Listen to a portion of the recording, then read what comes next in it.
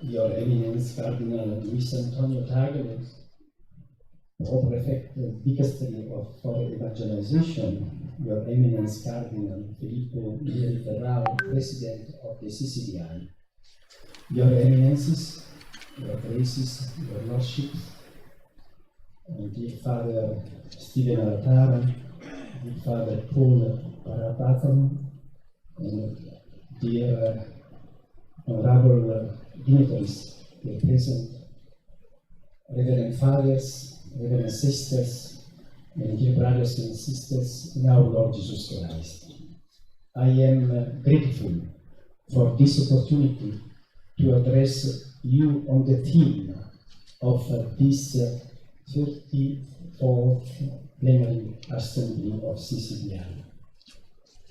The well-known Emmaus episode, narrated in detail in the Gospel of Luke, recounts the experience of two of Jesus' disciples who, after his death, leave Jerusalem disappointed and dejected to a nearby village named Emmaus. After Jesus' crucifixion, they saw no future for themselves, and so they turned back home. On the road to Emmaus, the unknown wayfarer himself came near and walked with them. They never imagined that this stranger was none other than their master, risen from the dead. Yet they felt their hearts burning within them, as he spoke to them and explained the scriptures. The Emmaus event can help us to read the difficult mystery of people who leave the church. Even many of our boys and girls or young people in India, after receiving the sacraments of confirmation or matrimony, leave the church, believing that sacramental life can no longer offer something significant and important for them. What is the need of the hour is a church that accompanies the journey of the faithful by walking with them, like Jesus with the disciples of Emmaus. A church capable of retelling the story of Jesus in an engaging way and making our hearts burn. The Synod on Synodality, called for by Pope Francis, is a commendable effort to especially put the Church on the road alongside those who are disappointed and disheartened. The need to find new pastoral ways to effectively retell the story of Jesus should not scare or discourage us. The different forms of transmitting Jesus' message, which are recorded in the history of the Church and also in India, encourage us to overcome resistance and fear in the face of a challenging renewal. The first of these restarts of Christianity took place at the very moment in which events passed on from the life of Jesus to the narration of his life and teachings in the canonical Gospels. Above all, what is striking in this early beginning of the church life is the use of the Greek language to tell what originally had been said in the Aramaic language. The evangelists felt prompted to use the Greek language precisely because they wanted the story of Jesus to be known by the largest number of people, and not just by the few capable of understanding Aramaic.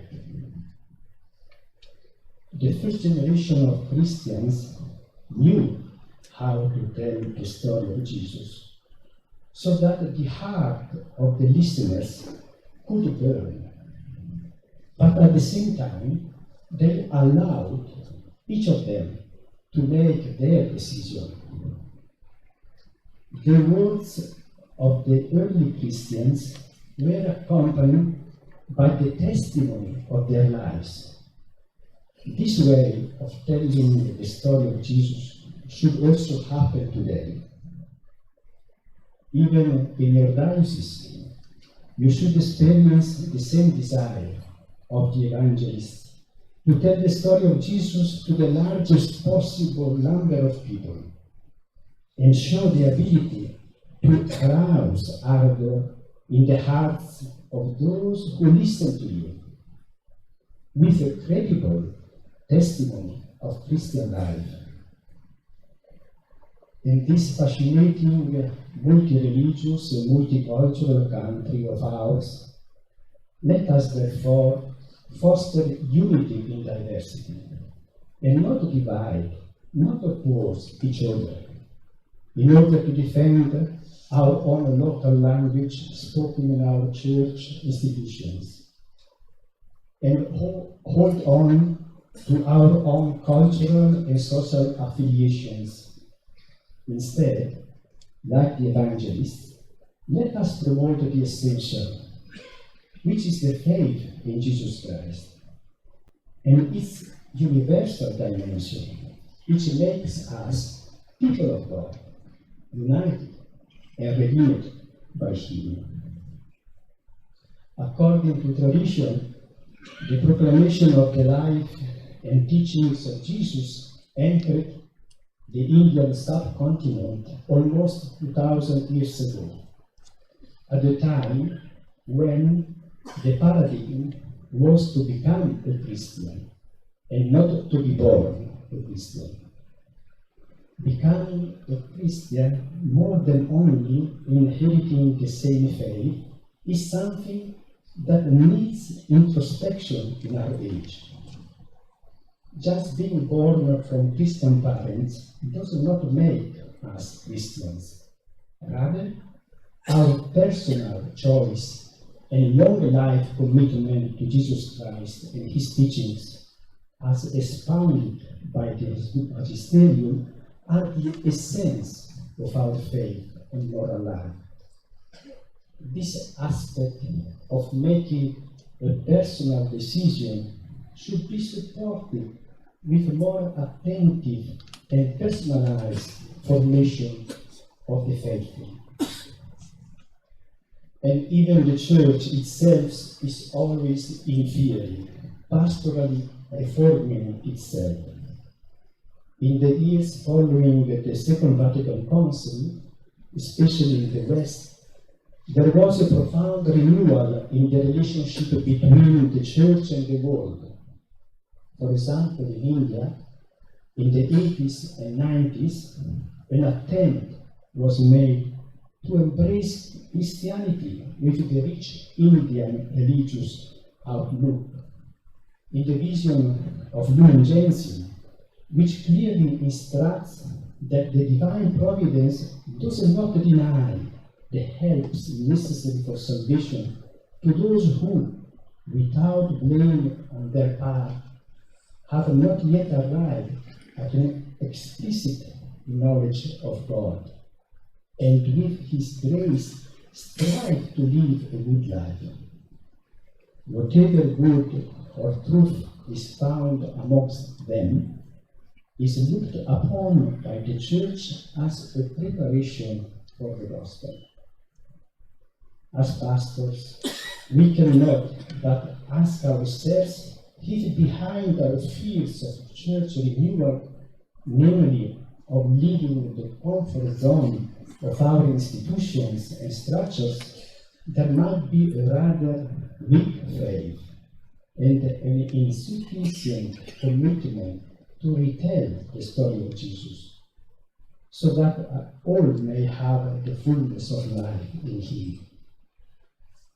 Our parishes, our communities continue to get drawn into and worried about many things, like Martha in the Gospel, but they don't aim at the essential thing, to be a place of possible encounter with Jesus, at whose feet, like Mary, everyone should sit and listen to Him. The first characteristic of the renewal of church is that of having an encounter with the Lord, a personal transformation of faith. Jesus must truly be the way, the truth, and the life for those who approach Him and listen to His love story for us. We go to our churches to meet Jesus and receive from Him a decisive orientation for our experience. Our parishes and Christian communities must rediscover the vocation to be a place of synodality, that is, of communion, participation, shared commitment, listening, dialogue between generations, reconciliation, and worship, not just for socializing, but oriented to deepen the relationship with God, who loves us. The story of Jesus is also the story of His seed, that of the church, which is growing like a great tree, also here in India. Considering this narrative, we should not be distracted by counting the number of branches and leaves of the tree, neither by counting and reveling over our many institutions, schools, activities, resources, as well as its fruits, as measured by the number of vocations, the priests, the nuns, the faithful, or the statistics in general. Rather, let us remain faithful to the seed, to its hidden potentiality and vigor, and to its meekness. Let us rediscover the spirit of the seed, of its humble spirit of service, so necessary for the growth of the tree. Thus, rather than putting our focus on our institutions and structures, let us become more pastoral and missionary, allowing our parish communities to become more synodal and places of experiencing a personal encounter with the Lord. As Jesus says, "Learn from me, for I am meek and humble in heart." Humility is the attribute of those who are able to keep their feet on the ground, and therefore comprises of those who are able to listen and learn. The meek is the one who knows that without the other there is no possibility of experiencing true joy. The church is meant to be a humble seed that does not boast of having become a tree, and consequently must remain simple and humble in its service. Those who serve according to the heart of Christ do not seek their own glory, but the happiness of others, and work by expropriating themselves and their possessions for the good of others, especially the poor and marginalized. The church is meant to be a meek seed, going to grow within its environment, which includes the country, the society, the people, sharing the same destiny, the happy times as well as the difficult times. The church in India is not extraneous to society is not a foreign body, as certain ideologies are saying, but is an essential part of the Indian society in meekness and humility. After all, in our vision of man, the anthropology that qualifies Christianity does not answer the question, who I am?